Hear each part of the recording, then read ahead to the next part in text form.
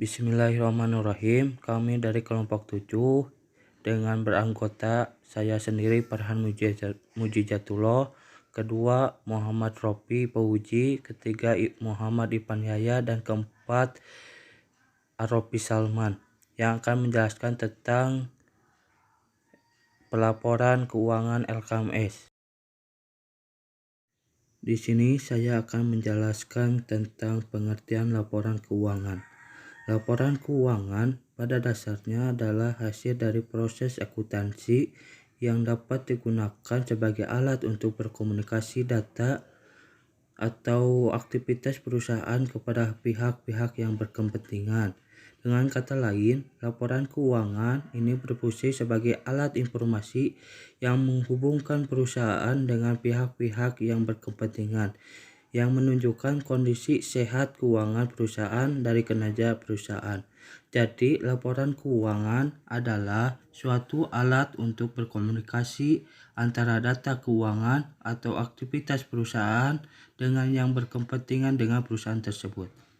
Atau laporan juga bisa sebagai alat untuk menunjukkan kondisi keuangan perusahaan, apakah perusahaan itu baik atau tidak. Bismillahirrahmanirrahim. Di sini saya akan menjelaskan tentang isi laporan keuangan LKMS. Lembaga keuangan mikro atau lembaga keuangan mikro syariah merupakan lembaga yang bersifat publik. Artinya, dalam kegiatan usahanya melibatkan dana dari masyarakat luas. Maka dari itu, menyusun laporan keuangan merupakan kewajiban dari setiap lembaga keuangan mikro untuk mempertanggungjawabkan semua kegiatan yang terjadi. Laporan keuangan yang disusun harus bersifat relevan, dapat diandalkan, tepat waktu, dan mudah dipahami.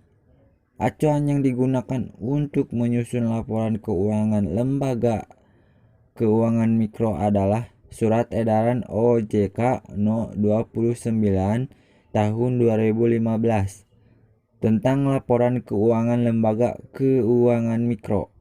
Surat edaran tersebut berisikan penjelasan dalam melakukan pencatatan ataupun penjurnalan dan format laporan keuangan yang harus disusun. Surat edaran juga menjelaskan bahwa laporan keuangan dilaporkan kepada OJK setiap 4 bulan sekali, yaitu tanggal 30 April, 31 Agustus, dan 31 Desember. Dimensi akuntabilitas yang pertama yaitu transparansi, merujuk pada kemudahan akses informasi atas kinerja diperoleh dengan menyusun laporan keuangan. Di dalam lembaga keuangan mikro syariah terdapat DPS, yaitu Dewan Pengawas Syariah. DPS itu adalah sebuah ciri khas dari LKM atau sebagai pembeda antara LKMS dengan LKM, dan beberapa elemen dasar laporan DPS untuk keseragaman bentuk dan isi laporan DPS sangat perlu agar dapat diperoleh pemahamannya yang sama. Laporan DPS berisi elemen-elemen sebagai berikut. Yang pertama, judul. Kedua, alamat. Ketiga, alinea pendahuluan atau pengantar. Keempat, alinea paragraf menjelaskan sifat dan pekerjaan yang dilakukan. Yang kelima, alinea pendapat berisi pernyataan pendapat tentang kepatuhan lembaga keuangan Islam itu pada aturan dan prinsip syariat Islam. Yang keenam, tanggal laporan. Dan yang ketujuh, tanda tangan dari anggota DPS. Adapun isi dari laporan keuangan LKMS, ada beberapa laporan sebagaimana berikut. Yang pertama, profil LKMS adalah laporan yang berisi data mengenai profil LKMS, antara lain alamat, data pemegang saham, dan data kepengurusan.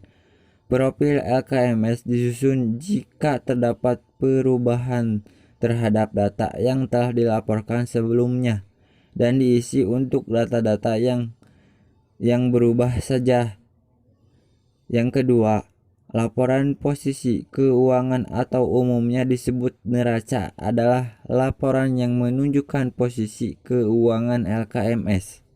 Yang ketiga, laporan kinerja keuangan atau umumnya disebut laporan laba atau laba rugi atau perhitungan hasil usaha adalah laporan yang menunjukkan selisih keuntungan atau kerugian yang diperoleh LKMS atas pendapatan dan beban baik operasional dan non-operasional yang dilaporkan secara akumulatif setiap 4 bulan untuk periode yang berakhir pada tanggal 30 April, 31 Agustus, dan 31 Desember. Yang keempat, daftar rincian adalah rincian dari akun-akun penting pada laporan keuangan yang terdiri dari A. Bagi LKMS yang memiliki total aset paling sedikit, yaitu R sebanyak 500 juta rupiah. Daftar rincian terdiri dari yang pertama, daftar rincian piutang murabahah. Yang kedua, daftar rincian piutang salam. Yang ketiga, daftar rincian piutang istisna. Yang keempat, daftar rincian pembiayaan mudharabah. Yang kelima, daftar rincian pembiayaan musyarakah. Dan yang keenam, daftar rincian tabungan wadiah. Dan yang ketujuh, daftar rincian dana sirkah temporer. Yang B, bagi LKMS yang memiliki total aset kurang dari 500 juta rupiah, daftar rincian dapat berupa daftar rincian sebagaimana dimaksud pada huruf A atau terdiri dari yang pertama, daftar rincian piutang murabahah berdasarkan kolektibilitas. Yang kedua, daftar rincian piutang salam berdasarkan kolektibilitas. Yang ketiga, daftar rincian piutang istisna berdasarkan kolektibilitas. Yang keempat, daftar rincian pembiayaan mudharabah berdasarkan kolektibilitas.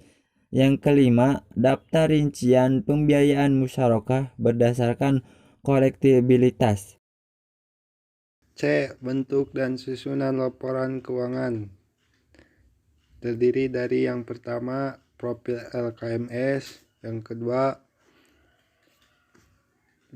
untuk periode yang berakhir. Yang ketiga, nama sandi LKMS. Yang keempat, alamat lengkap. Yang kelima, telepon dan fax. Yang keenam, email. Yang ketujuh, nomor dan tanggal izin usaha. Yang kedelapan, pemegang saham. Yang kesembilan, direksi dan komisaris. Bismillahirrahmanirrahim. Kesimpulan: 1. Laporan keuangan adalah laporan yang menunjukkan kondisi keuangan perusahaan pada saat ini atau dalam suatu periode tertentu. 2. Laporan DPS harus berisi elemen-elemen sebagai berikut: A. Judul. B. Alamat. C. Alinea pendahuluan atau pengantar. D. Alinea paragraf menjelaskan sifat dan pekerjaan yang dilakukan lembaga. Alinea pendapat berisi pernyataan pendapat tentang kepatuhan lembaga keuangan Islam itu pada aturan dan prinsip syariat Islam. F. Tanggal laporan. G. Tanda tangan dari anggota DPS. 3. Laporan keuangan LKMS ada beberapa laporan sebagaimana berikut: 1.